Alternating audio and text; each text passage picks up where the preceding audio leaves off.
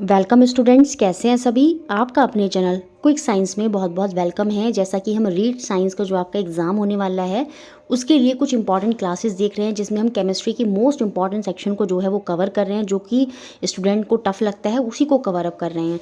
देखिए, हमने पिछली 5 क्लासों में 5th क्लास में हमने लास्ट में स्ट्रक्चर ऑफ एटम को कंप्लीट किया था।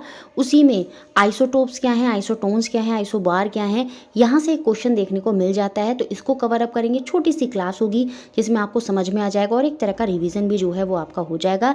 इसके अलावा अगर आपको राजस्थान का जो पेपर है लेवल 2 के लिए, उसके अगर साइंस पेपर 2 के लिए बायोलॉजी फिजिक्स केमिस्ट्री के नोट्स चाहिए तो उसके लिए आप मेरे को मेरा व्हाट्सएप नंबर है 7906761759 पर मैसेज कर सकते हैं। 120 रुपीज़ की पेमेंट करनी होगी और आपको जो राजस्थान का जो लेवल 2 का एग्ज़ाम है उसके लिए जो साइंस पेपर 2 के नोट्स हैं वो आपको प्रोवाइड करा दिए जाएंगे। नोट्स बिल्कुल इन्हीं के बेसिस पर हैं।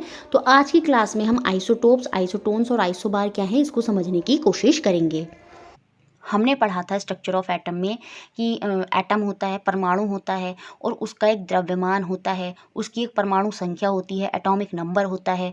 तो ऐसे बहुत से एलिमेंट हैं जिनके एक से ज़्यादा परमाणु संख्या होगी, एटॉमिक नंबर होगा, या फिर उनका एक से ज़्यादा एटॉमिक मास होगा, परमाणु द्रव्यमान होगा या भार होगा।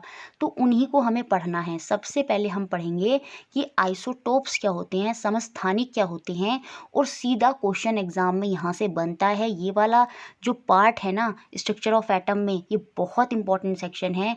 यहाँ से रेलवे में अभी जो हाल फिलहाल में पेपर हुए थे वहाँ भी क्वेश्चन बने थे यहाँ से। तो ये सेक्शन बहुत इंपॉर्टेंट है, आपसे पूछेगा एग्जाम में, ठीक है। तो आइसोटॉप्स क्या हैं पहले हम समझते हैं। जैसे मेरे पास एक एलिमेंट है हाइड्रोजन, तो इसमें क्या होंगे, इसके बहुत सारे हाइड्रोजन के ही एटम होंगे, है ना। जो इसमें सबसे छोटा कण है उसे ही हम एटम बोलते हैं। तो ऐसे इसमें छोटे छोटे छोटे छोटे बहुत सारे एटम होंगे हाइड्रोजन के। तो ये जो एक एलिमेंट है हाइड्रोजन, एग्जाम्पल के लिए मैं बता रही हूँ, तो इसमें जो इसके एटम हैं, बहुत से एटम इसमें क्या होंगे कि उनका एटॉमिक मास तो अलग अलग होगा लेकिन एटॉमिक नंबर जो है वो सेम होगा। और ऐसे ही जो इसमें एटम होंगे वो आपके क्या कहलाते हैं, समस्थानिक कहलाते हैं, आइसोटोप्स कहलाते हैं। यहाँ पर लिखा है कि एक ही तत्व के परमाणु, एक ही तत्व है हाइड्रोजन, और इसके जो परमाणु होंगे उनमें कुछ ऐसे परमाणु, कुछ ऐसे एटम होंगे कि जिनकी परमाणु संख्या, एटॉमिक नंबर तो सेम होता है लेकिन उनका जो एटॉमिक मास होता है, जो द्रव्यमान होता है, वो भिन्न भिन्न होता है। और इन्हें ही हम आइसोटोप समस्थानिक कहते हैं। जैसे हाइड्रोजन है, उसके 3 समस्थानिक होते हैं। कौन कौन से, एक प्रोटियम, एक ड्यूटेरियम और एक ट्राइटियम।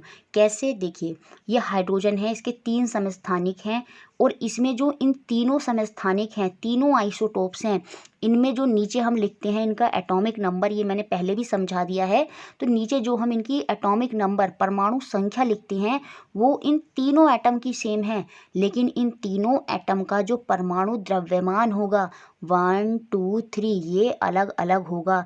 तो ऐसे ही एलिमेंट में एटम जिनकी परमाणु संख्या, एटॉमिक नंबर तो सेम होता है लेकिन जो परमाणु द्रव्यमान है, एटॉमिक मास है, वो डिफरेंट होता है, और उन्हें ही हम बोलते हैं क्या, आइसोटोप्स। बहुत इंपॉर्टेंट है, सीधा यही क्वेश्चन बनता है कि बताइए जिनके एटॉमिक नंबर सेम होते हैं लेकिन एटॉमिक मास, द्रव्यमान अलग अलग होता है, उन्हें हम क्या बोलते हैं।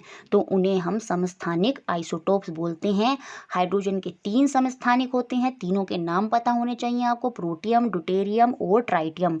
अब देखिए, ये जो ड्यूटेरियम है ना, इसको हम हैवी वाटर भी बोलते हैं, भारी जल भी बोलते हैं, D2O। ये हमारा रंगहीन, गंधहीन और स्वादहीन होता है, कलरलेस, ऑर्डरलेस और आपका टेस्टलेस होता है। याद रखेंगे, एग्जाम में ये क्वेश्चन भी बनता है कि जो हाइड्रोजन का समस्थानिक है ड्यूटेरियम, वो क्या है, वो आपका हैवी वाटर होता है, D2O। ये आपको याद रखना है। और इसके तीनों समस्थानिक, तीनों आइसोटोप के नाम आपको पता होने चाहिए। यहाँ पर ये लिखा है कि इन सब में सबके एटॉमिक नंबर जो हैं वो सेम है, लेकिन जो इनका द्रव्यमान है, मास है, वो अलग अलग है। एक का 1 है, एक का 2 है और एक का 3 है। तो ये बात ही यहाँ पर लिखी है। ऐसे ही कार्बन, कार्बन के भी बहुत सारे आइसोटोप्स होते हैं, जिसमें मुख्यतः हम 3 लेते हैं। कौन से होते हैं? देखिए, कार्बन का एटॉमिक नंबर, ये हमने बहुत बार पढ़ लिया है पीछे वाली क्लासेस में कि इसकी जो परमाणु संख्या है वो कितनी होती है? 6 होती है। कितनी होती है? 6 होती है। और इसका जो भार होगा, जो हम कॉमन वाला मानते हैं, नॉर्मली जो हम सबसे ज़्यादा कंसिडर करते हैं, सबसे ज़्यादा इफेक्टिव इक्विवेलेंट होता है, वो आपका 12 होता है। लेकिन इसके और भी मासेस के एटम होते हैं, 12, 13, 14, है ना। तो ये देखिए, यहाँ पर सभी में क्या है? एटॉमिक नंबर तो सेम है, जो कि कार्बन का 6 होता है। बाकी इनके जो एटॉमिक मास हैं, परमाणु द्रव्यमान है, वो अलग अलग है, 12, 13, 14। तो यही बात आपको याद रखनी है कि कार्बन के भी 3 समस्थानिक होते हैं मुख्यतः। वो कौन कौन से होते हैं? एक तो आपका C6C12, 6C13, 6C14, जिसमें जो ये 6C14 है, ये हमारा रेडियो सक्रिय आइसोटोप्स होता है। तो एग्जाम में क्वेश्चन बनेगा कि कार्बन का कौन सा समस्थानिक, कौन सा आइसोटोप रेडियो सक्रिय आइसोटोप होता है? तो वो आपका होता है C6, जिसका मास होगा कितना? 14। ठीक है। अब देखिए, सबसे अधिक समस्थानिकों वाला जो तत्व है, जो एलिमेंट है, वो हमारा कौन सा होता है? वो हमारा पोलोनियम होता है।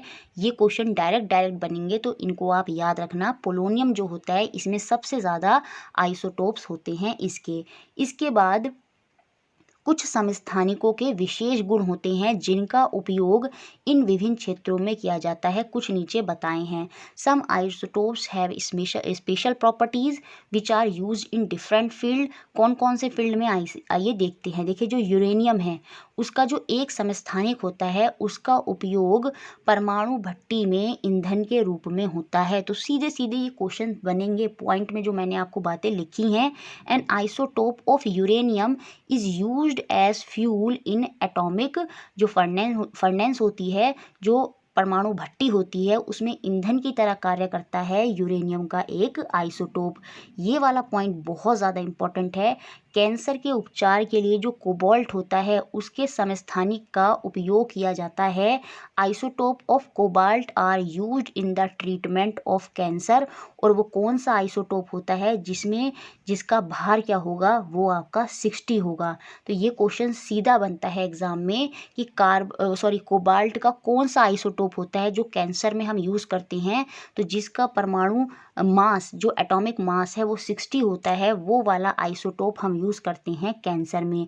उसके अलावा ये वाला पॉइंट भी बहुत इंपॉर्टेंट है, सीधा क्वेश्चन बनता है एग्जाम में। जो घेंगा रोग हो जाता है, जिसे हम ग्वाइटर बोलते हैं इंग्लिश में, गले में थायराइड की कमी की वजह से वहाँ पर ग्लैंड, जो थायराइड ग्लैंड है, वो थायरॉक्सिन सही से स्त्रावित नहीं करता, सीक्रेट नहीं करता, जिसकी वजह से ग्वाइटर हो जाता है। तो उसके इलाज में भी आयोडीन के एक समस्थानिक का हम उपयोग करते हैं। Isotopes of iodine are also used in the treatment of goitre, जैसे यहाँ पर लिखा है। और वो कौन सा समस्थानिक है? आयोडीन का 131, जिसका मास कितना होगा? 131। वो वाला समस्थानिक यूज करा जाता है इन द ट्रीटमेंट ऑफ ग्वाइटर। ठीक है।